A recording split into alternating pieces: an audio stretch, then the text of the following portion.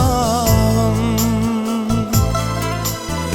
Beyik dağa çıkan çağım, diydin bana sevgili yarım. Yalnız kalım tut yarayım, yalnızlığımı yatlamadım, yatlamadım, yatlamadım, yatlaymadım sevgilim.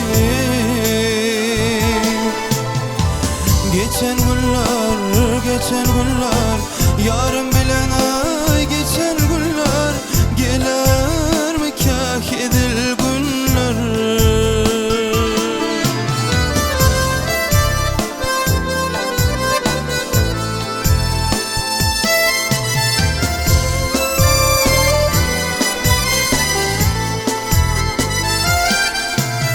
Kulak koyun kamayın sada,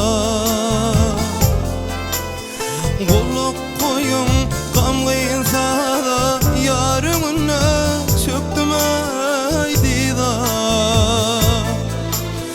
Qaydanımda hoş divi da, ağlanımda gülün gülün, min üstümden gülün gülün, gelir mi kah edil günler?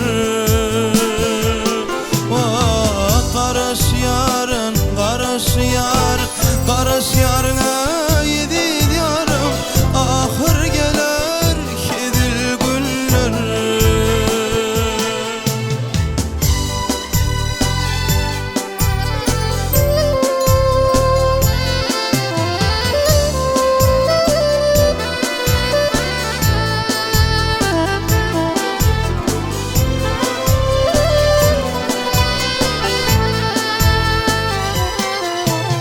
Qalla aşk adının